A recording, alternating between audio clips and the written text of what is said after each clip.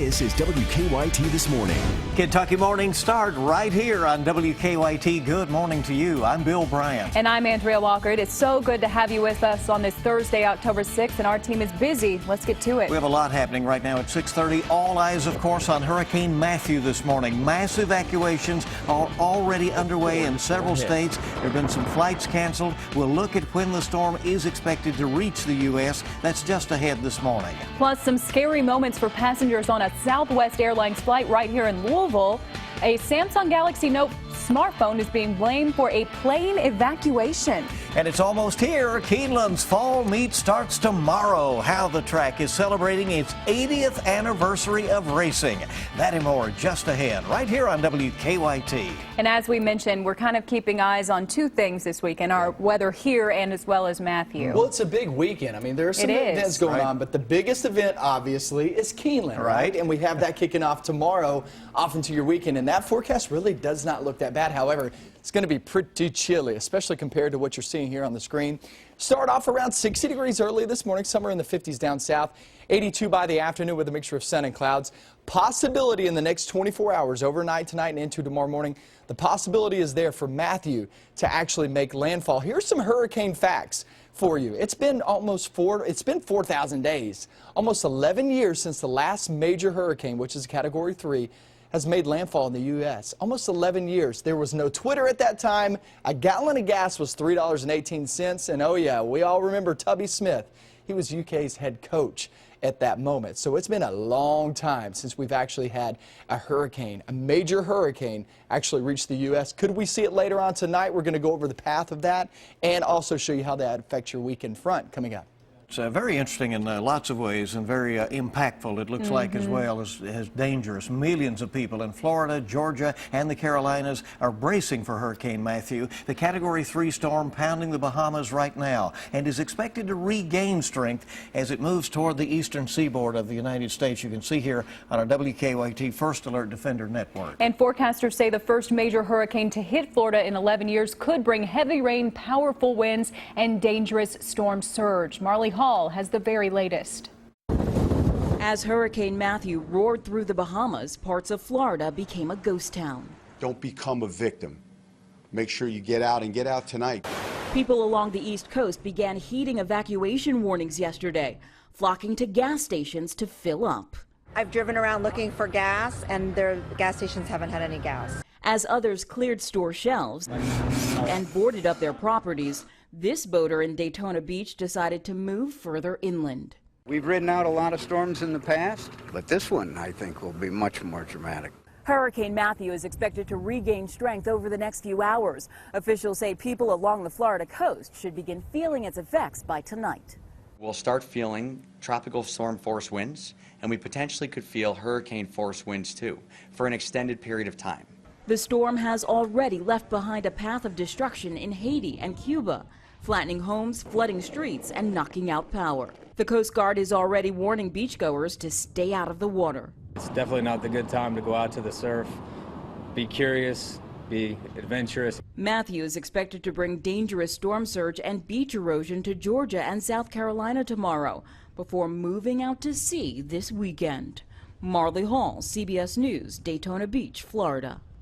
Back here at home, Hurricane Matthew has already forced some Kentuckians heading south to change their travel plans. But surprisingly, a lot of people that we have spoken to at Bluegrass Airport this morning said they are still going on with their trips despite the dangerous storm.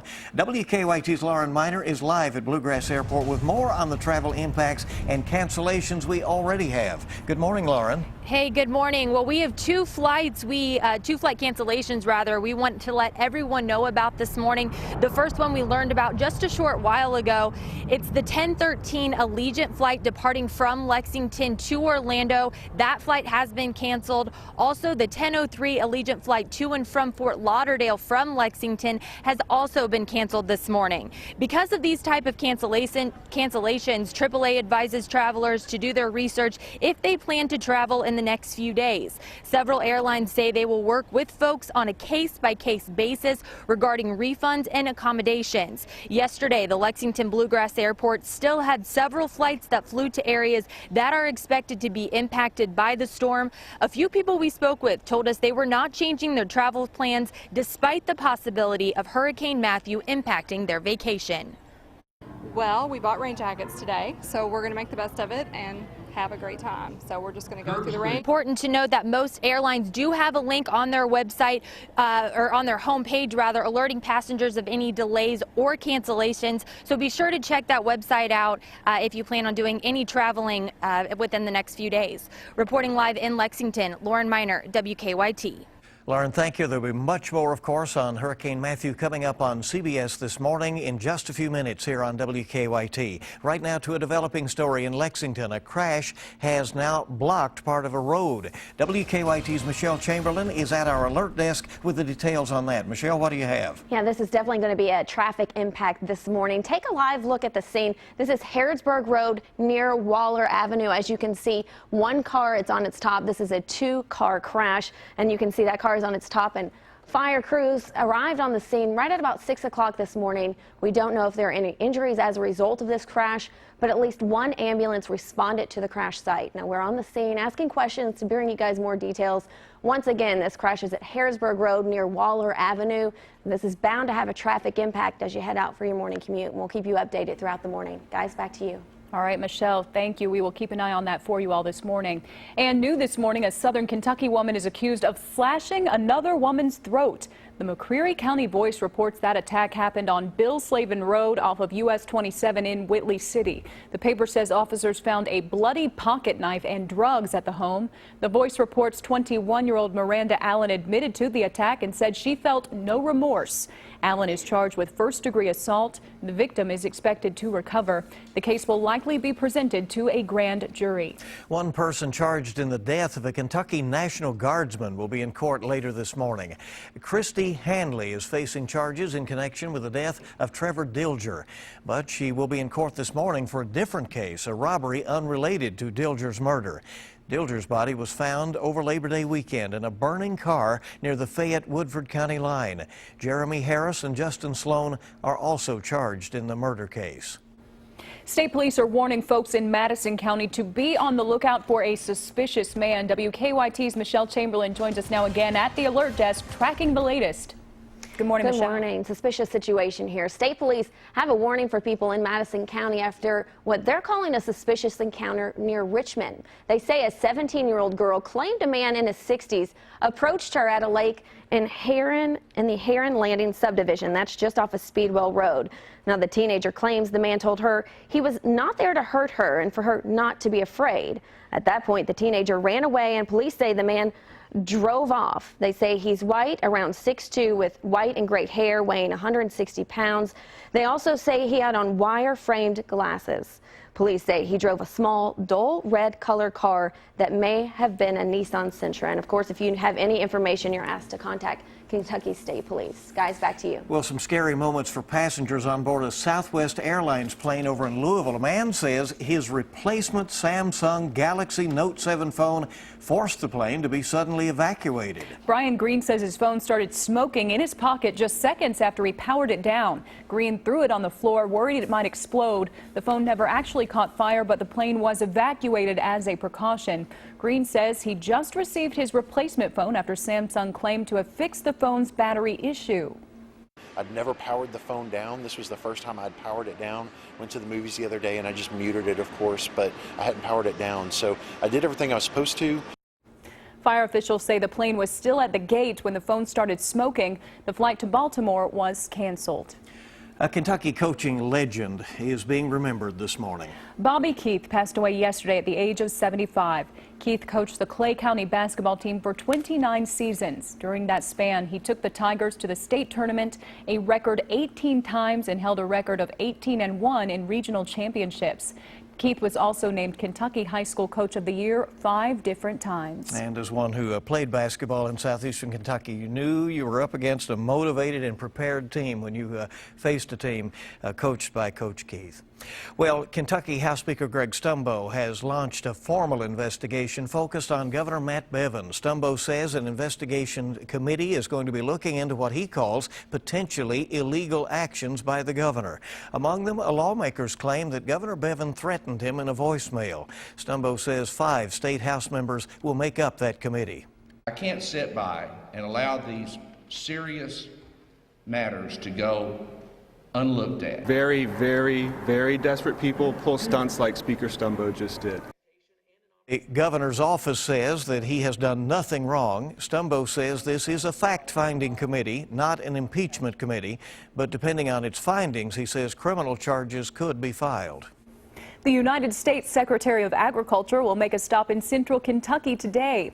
Tom Vilsack will be at Berea College to discuss strategies on lowering rural poverty. Vilsack will be joined by the Secretary for Rural Development, Lisa Minsaw, and Berea Mayor Steve Conley. Stats show more than 6 million Americans living in rural areas do live in poverty. The discussion begins at 9:30 this morning in the Alumni Building at Berea College. Well, it's that time of year again. Keeneland's annual fall meet starts tomorrow. Beautiful time of year, It fun is. time of year. And unlike years past, this is a special fall for the historic track. Keeneland is celebrating its 80th anniversary of racing. Ahead of tomorrow's opening, the track unveiled its newest milestone trophy. It's called the Keeneland Vase, and it was handcrafted by Tiffany. The 24-karat gold vase will go to owners whose horses have won 32 stakes races at Keeneland. We're going to celebrate winners like we do, like no one else does. And part of that will be the Milestone Trophy program, the addition of the vase. We're going to celebrate great winners out here all weekend long. The UK football Keeneland shuttle will be running Saturday, allowing fans to enjoy both a day of racing and tailgating for UK's game against Vanderbilt. Lextran says the shuttle between Commonwealth Stadium and Keeneland will only cost $1 each way. Too shabby. It's fun. You know, here we go with Keeneland Fall Meet. All right, let's see how traffic is moving this morning. We do know about that accident we just showed you a few moments ago. That's over near St. Joseph Hospital. So let's get the latest from Officer Don in live drive traffic. Don? Good morning. That collision is on Harrodsburg and Waller. It involves a van and an SUV, and from what we're hearing, the SUV, or at least the van, has been flipped over on its top now. So as a result of that situation, they have inbound Harrodsburg Road completely blocked. They're diverting traffic onto Bobolink from Harrodsburg Road, a little detour in place there. It's light enough now, working through that without a real major delay, but as we get into rush hour, if they're not able to clear that, it's going to take a while. Looks like a wrecker's on the scene now, though, so hopefully they're able to get that van back up and get the inbound lanes back open at Harrodsburg and Waller. Police are in the intersection there directing traffic. Other side of town, north side looks good. No collisions right now on the inner and outer loops of the circles. We'll keep you up to date throughout the morning. Now back to you in the studio. All right, again, the detour is Bobolink, and that's a little residential street that runs there behind the St. Joseph Hospital, Kentucky One Health, and so that's going to be a pinch point for sure for the next little while. Remember that you can get the latest traffic and weather info anytime with the WKYT Weather Plus traffic app, and that can be downloaded free in the app or Google Play stores. 6:43 our time, and we have much more coming up on WKYT this morning. Still ahead, it took superhero strength, but a Welsh marathon runner has set a new Guinness World Record. How he did so coming up right after Micah's weather. We have Hurricane Matthew down in the Bahamas, heading toward Florida. Should arrive there later on tonight and into the early morning hours of Friday. But how that is going to affect our cold front this weekend right now. I'll show you the new data and the new path coming up next. Now, your hour-by-hour forecast with meteorologist Micah Harris. Pretty good looking start to the day. We're seeing no problems whatsoever. We're looking outside in 50s and 60s, and it's the same start like we had yesterday morning. It's going to be the same finish as well as we get toward the afternoon in the lower 80s. No major fog issues, so this is just a really nice start today. Nothing going on right now. We do have a front back to the west of us, but really not going to affect us all that bad in terms of rain, but cooler air, oh, you'll absolutely feel it for this weekend. Let's talk about Matthew. You can obviously see that eye, a well-defined eye, Category 3, 125 miles per hour, heading through the Bahamas as we speak, and it's heading toward Florida. Overnight tonight and into tomorrow morning, there is the possibility of it making landfall, which hasn't happened in almost 11 years. You got to date back till Wilma back in 2005, which was in October. But if you remember in 2005, what else actually made landfall in 2005? Katrina, and that was back in August. So those two major hurricanes almost 11 years ago. Just unbelievable to really think about. Gasoline at that time was $3.18 since the last time we actually saw a major hurricane, that's a Category 3 or better, actually make landfall in the U.S. Category 4 is what we're looking at that time, that it could make landfall. That's a possibility. That's at 2 a.m. later on tonight and into the early morning hours of Friday. 145 miles per hour. If it makes landfall, you're talking about roughly an EF4 or EF3 tornado, that is. That just does not sound good. And you know what? It's going to stay that strength all the way along the I-95 corridor, which actually parallels the coastline of Florida. This could be devastating news there for Florida. Hopefully, we're crossing our fingers, hoping and praying that it moves out just a bit at least. I mean, either way, though, whether it makes landfall or not, it's going to be close to that coastline, and that coastline will absolutely be hammered here in the next 24 to 48 hours. It gets a little better up towards, say, South Carolina, but still flash flooding is going to be a concern. High winds will be a concern at that time, about 60 to about 90 miles per hour as we head towards your Saturday.